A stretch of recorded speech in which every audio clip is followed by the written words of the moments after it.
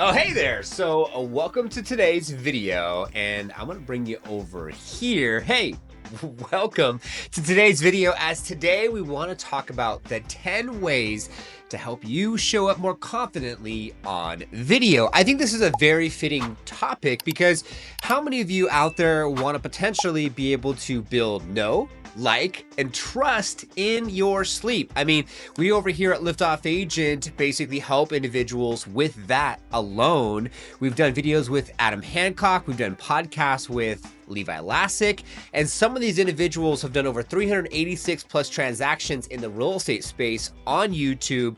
I'm Norman Lloyd Kinsey III, aka Mr. Liftoff. I've filmed thousands of videos. I actually, for 3.5 years, filmed my whole life on basically YouTube. My daughter's birth, my proposal, my wedding, my dream car, Nissan GTR, all on YouTube. And then I've been putting videos in social media for the better part of the past 17 plus years. So the number one thing I would recommend when it comes to basically putting out content, filming content, putting your videos out there, and having more confidence is planning ahead. Making sure that you know specifically what you're going to talk about. Do you want to put together a script? What I've done is I put together basically a log of the things I'm going to be saying on my screen over here to my right, maybe to your left, making sure your lighting's good, making sure your sound's good. Honestly, you could use something super simple like a DJ mic. You can have a couple different lights. You could use lights like, say, for instance, I have a ring light right in front of me. On the side, I have 2 square lights. So lighting, sound, what you're going to talk about is going to help you have more confidence when showing up on video.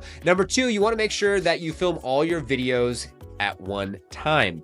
It's so easy to then just do one video and get caught up and need to go do something else, but then forget to yourself. If you just do one video, what I've learned is it helps you be able to be 10 steps ahead. And if you're going to be filming, say for instance, for our videos, we do 2 videos a week on YouTube. If you're going to be filming ahead, it makes it nice because if you do 2 videos a week times 4, that's 8 videos a month. And if you can get all 8 done in one setting, when you already have the scripts done, you can get those ahead of time, the lighting, and you start getting into kind of like this flow state, it'll be that much faster and that much more effective when it comes to being able to just be ahead of yourself, especially if you're gonna go on vacation or you're planning a trip.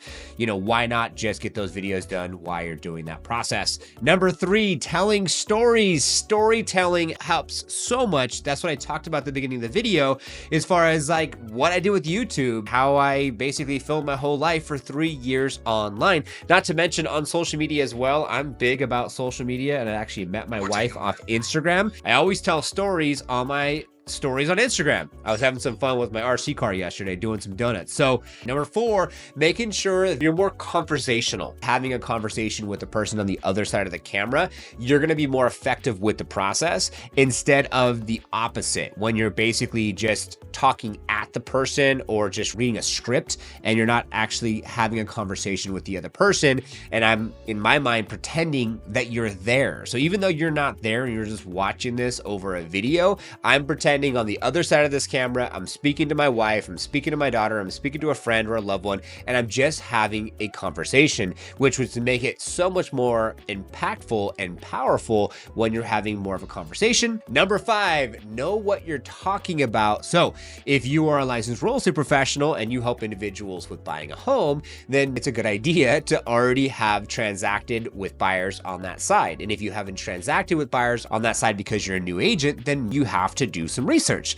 Shadow someone who is a buyer specialist. Watch some videos. Go out there and do some open houses. Go out there, speak to as many agents as you can to understand what the process looked like. They say 10,000 hours is the basic bare minimum that you need to have in order to be an expert. So get your time in. If you go and do the actual items like activities, working with buyers, working with sellers, you're going to have more success than, say, for instance, going out there and trying to fake it until you make it. Because at the end of the day, people can smell bullshit on the other side of the camera. Number 6, you want to make sure when you're filming, you're just doing one take.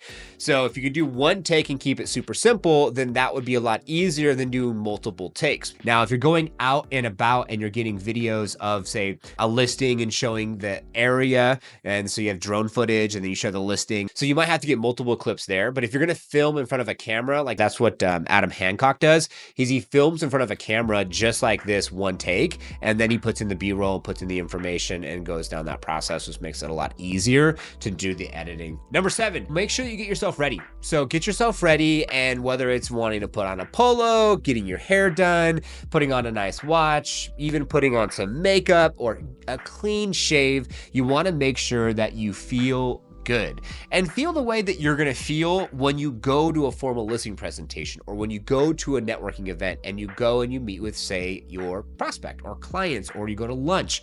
So think to yourself, let's just get ready and make sure that you feel good and you're wearing something that is going to be what you would wear when you're out and about. And you don't always have to be in a polo. You don't have to be in a suit and tie. You can keep it super simple. Whatever you feel comfortable doing, don't try to go beyond and above if that's not your personality and that's not who you truly are, and be yourself. At the end of the day, you are just being conversational, you're telling stories, you're bringing the person on the other side of the camera into the actual imagination of what you're talking about. They're imagining it, they're seeing it for themselves. Now, I'm hoping that you're seeing the opportunity of being more confident on the other side of the camera when you're filming, right? When you're yourself and you're just being truly who you are, then people will know what that looks like. Number 9 is set intentions before you actually film the videos. I think so many individuals out there forget to set the intention as far as, okay,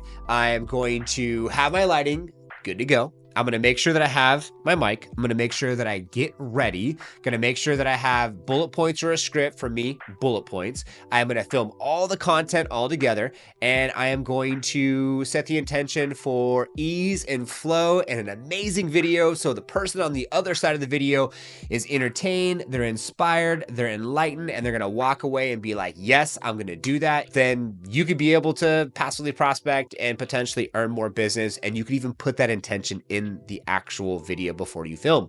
My intention is to have this video reach hundreds, if not thousands of people. They're going to take what I'm saying, they're going to apply it to their business, and they're going to build confidence to want to potentially work with me, whether it's buying a home and selling a home. And this is going to be absolutely phenomenal, right? That's setting an intention. Last but not least, bringing this all together full circle, number 10 is going to be have fun. At the end of the day, if you're not having fun with what you're doing in life, then what are you doing?